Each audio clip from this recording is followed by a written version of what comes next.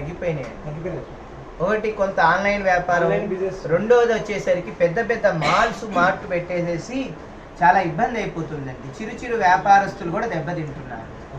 అంటే ఇప్పుడు Colgate company, Ponds company, Wipro company, Hindustan Lever companies ఇవేవైతే ఉన్నాయో ఆ ప్రొడక్ట్స్ మాల్స్ వాళ్ళు ప్రారంభంలో పెట్టి అది అందరికి అలవాటు చేసి క్రమక్రమేణా ఏం చేస్తున్నారంటే వాళ్ళ సొంత ప్రొడక్ట్స్ తయారు చేసి పెడుతున్నారు. ఇప్పుడు వాళ్ళు అంటే వాళ్ళ ప్రోడక్ట్ని అలవాటు చేస్తున్నారు. అంటే కొంత కాలానికి ఆ ప్రోడక్ట్స్ కూడా ఆగిపోతాయి.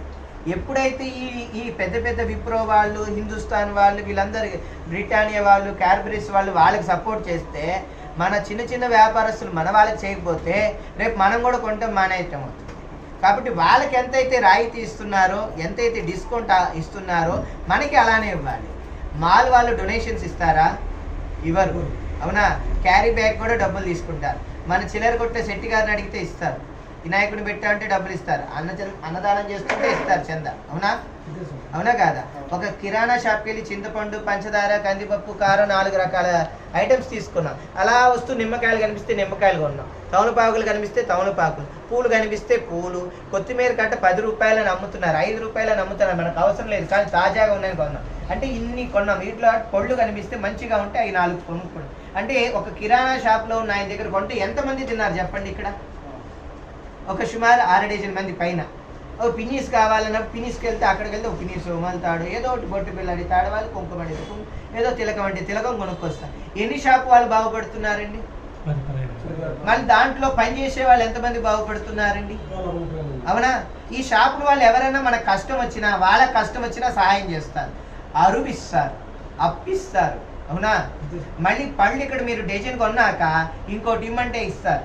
పూలు ఇలా కొలిసినాక ఇంకో అంత జానెడు ఇస్తారు, విడి పూలు ఇస్తారు. కూరగాయల షాపులో కొన్నాక వంకాయలు కిలో మీద 2 ఇమ్మన్నా ఇస్తారు. అన్ని కొన్నాక పచ్చిమిరపకాయలు వేస్తారు, కరివేపాకు రబ్బేస్తారు. మాల్ వాళ్ళు ఇస్తారా? ఎందుకు అట్టు వెళ్తున్నారు? ఎప్పుడు కూరగాయల మార్కెట్లో తాజాగా ఉంటాయి కూరగాయలు. అవునా? అవి ఎప్పటి నుంచో ఉంటాయి, తెలియదు. అక్కడ 20 గ్రాములు కాదు, 1 గ్రామ్ వేసినా డబ్బు కట్టేయాలి. ఇక్కడ 20 కాదు, 10 గ్రాములు, 20 గ్రాములు, 50 గ్రాములు ఎక్స్ట్రా ఉన్నా కూడా తీసుకెళ్ళండి సేటు గారు, ఎప్పుడు వచ్చేవాళ్ళు కానివ్వండి, మీదేమిటి. వాళ్ళు కూడా అనిపిస్తారే మనకి. అవునా? ఈ మధ్యలో దాహంగా ఉంటే అంత మజ్జిగో ఏదో సోడానో ఏదో సుగంధో తాగుతారు. వాళ్ళు బతుకుతున్నారుగా. అవునా? చెప్పండి, ఎంతమంది బతుకుతున్నారు? మిఠాయి కొట్టు కనిపిస్తే మిఠాయి కొంటాం. వాళ్ళు బతుకుతున్నారా లేదా చెప్పండి? అంటే 2 సంచులతో వచ్చి మార్కెట్లో మనం అన్నీ తిరిగి వెళ్తే వాళ్ళందరూ మాల్కి వెళ్తే అన్నీ వచ్చేస్తున్నాయి అనుకుంటున్నాం తప్పితే వీళ్ళందరినీ ఈరోజు మనం ఇబ్బంది పెడుతున్నాను గ్రహించట్లేదు. దయచేసి అందరూ ఒకటే అర్థం చేసుకోవాల్సింది ఏంటంటే, మీరు మాల్కి వెళ్ళండి, నేను వెళ్ళొద్దనట్లా. మన వాళ్ళందరూ రేపు ఇక్కడి నుంచి వెళ్ళిపోతే పరిస్థితి ఏంటి? ఇప్పుడు మీరే ఇంటి యజమానండి, మీకు 4 షాపులు ఉన్నాయండి, మీ కొడుకులకి ఆస్తులు పనిచేసారు, అయిపోయిందండి. ఆ 4 షాపుల మీద వచ్చే అద్దె బాడుగా తింటున్నారు మీరు. ఈ షాపులు వాళ్ళు ఖాళీ చేస్తే రేపు మీరు ఏం తింటారు చెప్పండి? అవునా? ఇలా ఎన్ని షాప్స్ ఖాళీ అయిపోతే రేపు చివరికి నేను అన్నాను కాదు, బ్రిటిష్ పరిపాలన ఎలా అయితే వచ్చి చేసిందో వీళ్ళ పరిపాలన వచ్చేస్తుందండి. సూపర్. దయచేసి పెద్దలందరూ అర్థం చేసుకొని ఈ విషయాన్ని మన వ్యాపారస్తులందరికీ సహకారం చేయండి. చిరు వ్యాపారస్తులు కూడా బాగుపడతారు. మన షాపుల్లోనే కొనడానికి అలవాటు అవ్వండి. నేను ఒక వైశ్యుడని చెప్పట్లే, అన్ని వర్ణస్తులు వ్యాపారం చేసేవాళ్ళే, అన్ని వర్ణస్తులు.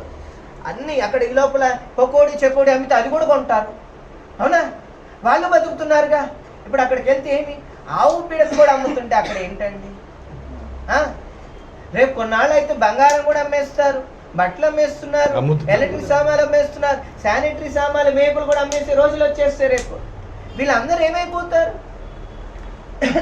మేము ఎన్ని పూజలు చేసినా, ఎన్ని యజ్ఞాలు చేసినా, ఎన్ని ప్రవచనాలు చెప్పినా, మమ్మల్ని తీసుకెళ్ళి మీరు ఏ కార్యక్రమాలు చేస్తున్నా మీరు ఉండబట్టే మేము అన్నీ చేస్తున్నాం. మీరు అవన్నీ చేయకపోతే మేమేం చేయగలుగుతాం చెప్పండి? మేము ధ్యానం చేసుకుంటాం, జపం చేసుకోవడం మా వరకు. అందరికీ పంచగలమా? పంచలేము.